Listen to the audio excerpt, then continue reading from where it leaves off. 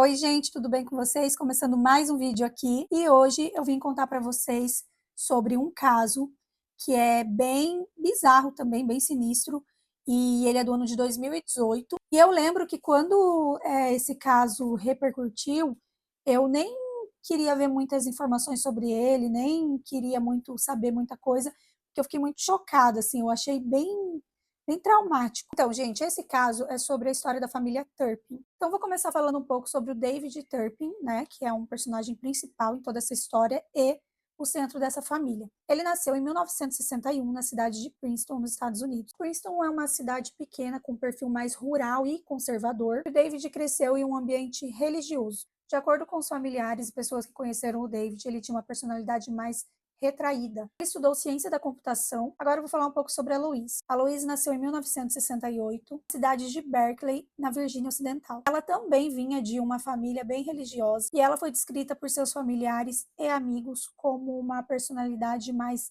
reservada e submissa. O David e a Louise se conheceram numa pequena igreja em Virgínia. Então o relacionamento deles começou ali na igreja, ele era mais velho do que ela, e foi um relacionamento muito rápido, né, que foi acelerando muito rápido, e logo eles já viviam sempre juntos, de jovens, da igreja, um relacionamento inocente, mas outras pessoas já viam com outros olhos, pelo fato do David ter 23 anos e a Louise 16. Então tinha aí uma, né, certa diferença de idade, ela era bem mais jovem do que ele, e muitas pessoas não aceitavam esse relacionamento. Pessoas próximas relatavam que a Louise era muito submissa ao David. Eles acreditavam ser pela diferença de idade, né? Então, por ele ser mais velho, acabava que ela parecia sendo mais influenciada pelo David. Em 1985, eles fugiram para o Texas e lá eles se casaram. O desejo do casal era constituir uma família, né? Ter muitos filhos e ter uma família grande. A primeira filha do casal nasceu no ano de 1988 e eles deram o nome de Jennifer Turpin. E ela foi a primeira dos 13 filhos que o casal viria a ter. Uma coisa importante é que todos os filhos que a Louise e o David tiveram, todos tiveram os nomes, né? Receberam os nomes com a inicial J. Então, a primeira foi a Jennifer e todos os que vieram depois, tanto meninas quanto meninos, tiveram seus nomes iniciando com a letra J. Eles se apresentavam como uma família cristã, conservadora, unida e diferente do mundo moderno.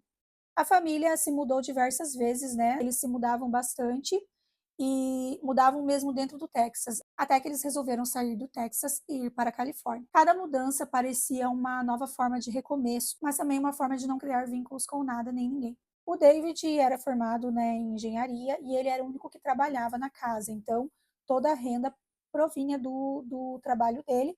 A Louise não trabalhava e ficava somente em casa com os filhos. Então as crianças também não iam para a escola, tá? Eles viviam de uma forma bastante isolada e em determinado momento da vida o casal decidiu que eles fariam a educação das crianças em casa.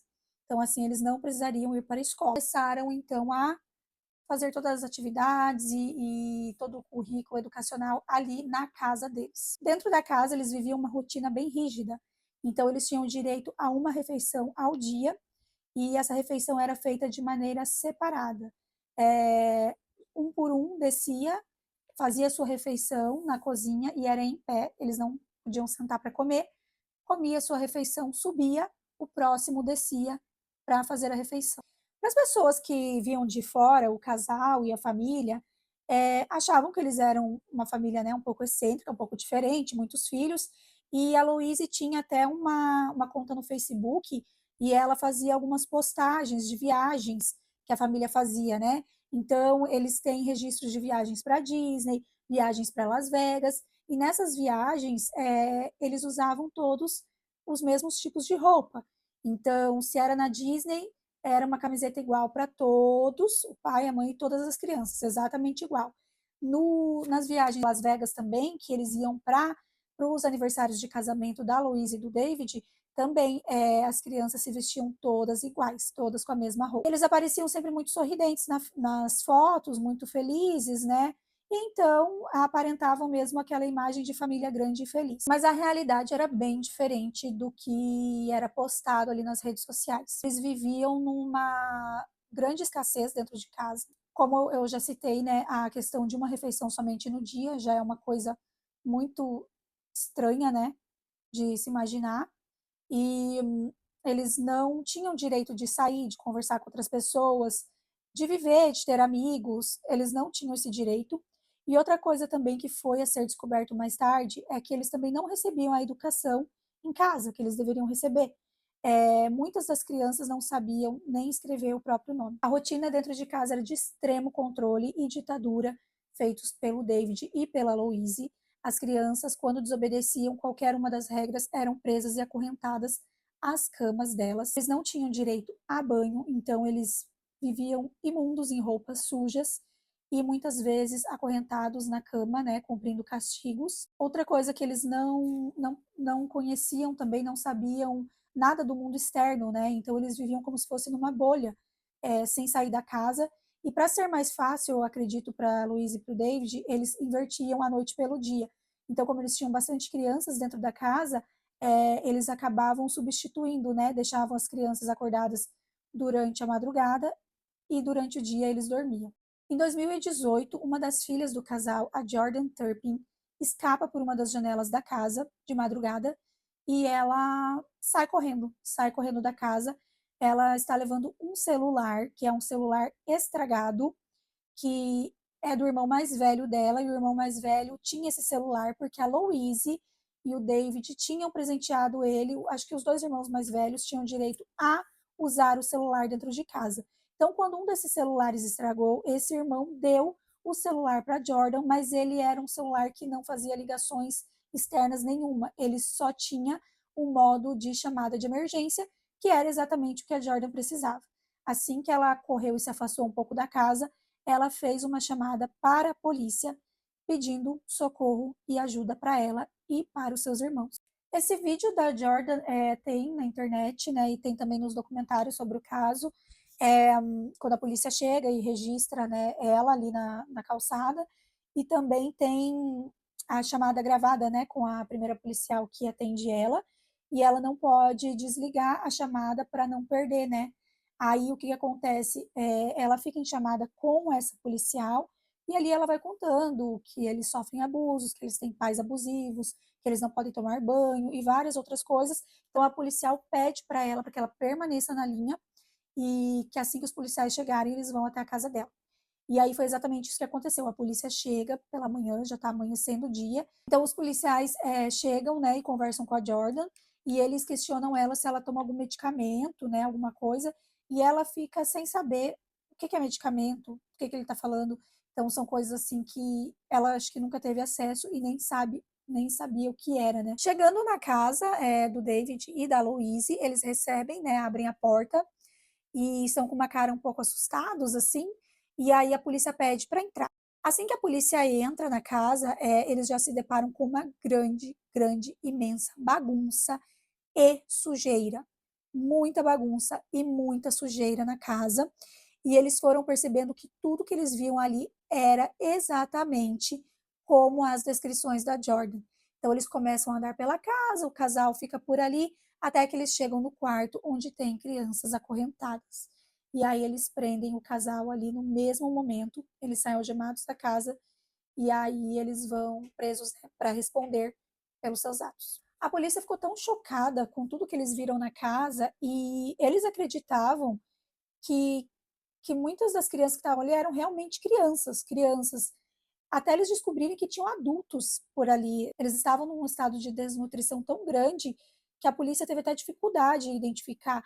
E eles tinham também um modo de agir mais infantil, assim, né? E muito pálidos também, muito pálidos. Então, o casal foi para julgamento, né? Foi preso, foi para julgamento e eles, em 2019, receberam a pena de prisão perpétua com possibilidade de condicional após eles cumprirem 25 anos de prisão cada um. Então, eles respondem por 12 acusações de tortura, 12 acusações de cárcere privado, 7 acusações de abuso contra adultos dependentes e 6 acusações de negligência infantil.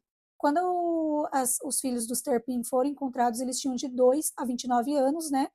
A mais velha, que era a Jennifer, né? Ela tinha 29 anos e ela foi encontrada pesando 37 quilos.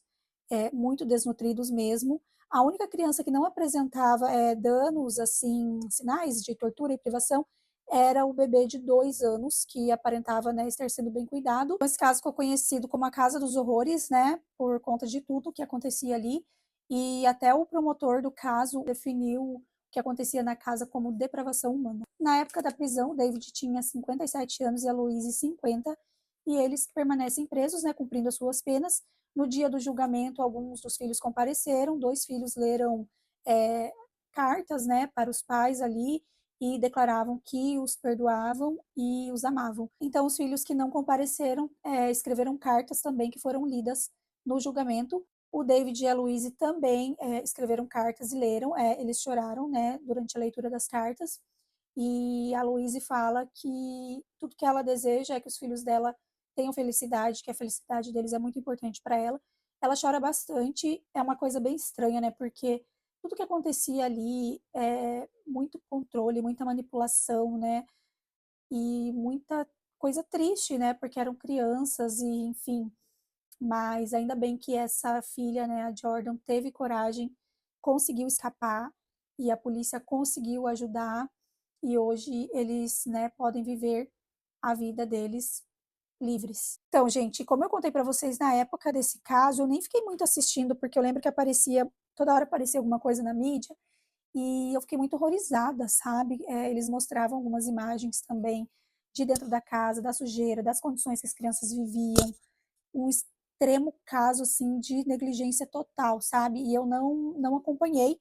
Então, esses dias eu estava vendo o TikTok e aí apareceram algumas coisas, eu lembrei desse caso, e aí eu fui pesquisar.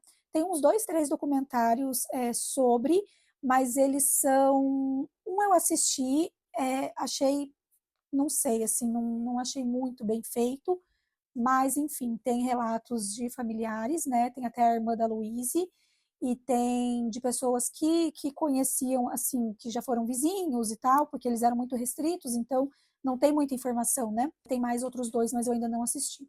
Então esse foi o vídeo, gente. Não esqueçam, se você assistiu até aqui, deixa o seu like, comenta se você já conhecia esse caso, pode me deixar também recomendações de casos para que eu possa fazer aqui para vocês. Compartilhem, né, com quem vocês acham que possa se interessar por esse tipo de conteúdo. Obrigada por ficarem até aqui. Beijos, tchau.